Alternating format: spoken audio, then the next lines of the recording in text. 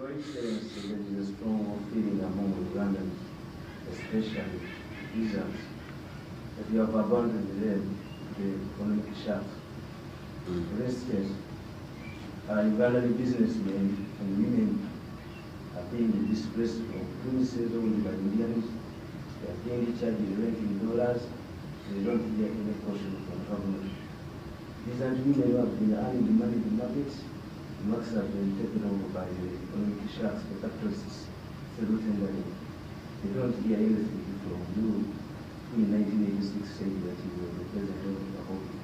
It is this frustration that is forcing some of our youth to these guerrilla activities. So people are wondering what happened to the president of the whole. Expose them to. First of all, political science. Tamale Mirundi is calling urban traders peasants. These are not peasants. Let's first of all settle that. These are not peasants. These are traders. You can call them traders, you can call them urban low-income traders, but they are not peasants. Peasants are not traders. Peasants are the ones who depend on growing crops or raising animals. These are the peasants.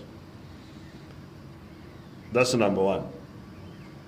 Number two, I need to study I have some study, but it's not complete. What I know is that during the decline of the economy in the 1970s under Amin and Obote, one of the adverse effects was the informalization of the economy. The economy became completely informal. The formal sectors broke down.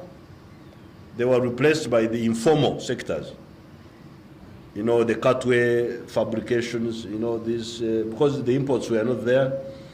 Then the Magendo people who were selling from Dubai. You go to Dubai, you bring things in a briefcase, you sell them, you go back. Now, as the economy becomes formalized,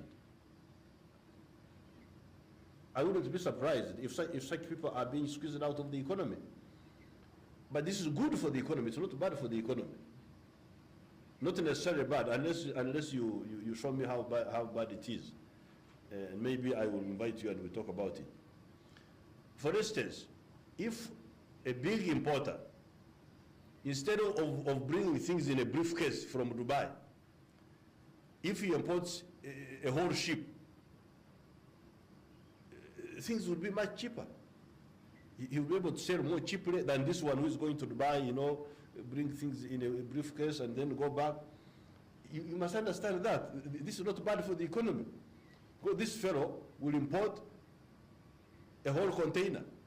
Or, I don't know how they do it, but what I know is the principle.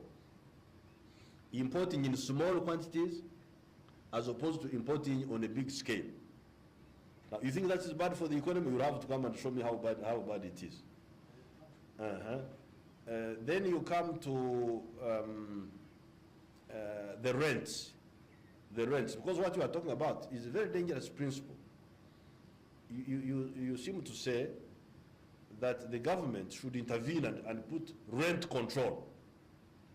Should order the Indians and say, now you must not charge more than so much. Now that's very dangerous. The implications of that are very dangerous. By not controlling the rent, that's how Kampala has been built up like this. We don't control rent, so a lot of people go into houses, into building, in the hope of reaping profits from building. As a consequence, a lot of houses are built, and eventually the rent goes down by market forces rather than by government control. You remember Tamale Mirundi, what happened to transport? You remember transport, passenger transport. We never intervened. We allowed the UTC to die. UTC to die, People's Bus of Jinja to die. Now, what is the situation of transport now in Uganda? It is excellent. How about cargo transport, the lorries? You remember 1986? Ooh, transport was very, very difficult. But what is the situation now? When you have a lorry, you may park it at the car park and you don't have anybody to hire it. Is that not the situation now? Eh? There are so many lorries now, there are no people to hire them. Is that not true? It's true. But the premises, the business premises are different. Okay, you will tell me about the business premises. That one I have not studied, so I cannot answer it. But in principle, the liberalization, I have given you the example of passenger transport. You all agree that liberalization helped all of us. Number one. Number two, on the question of cargo transport, by road transport, liberalization helped tremendously. So now about the premises, I have not studied, and I'm ready to study that. But in principle, liberalization is a very good answer.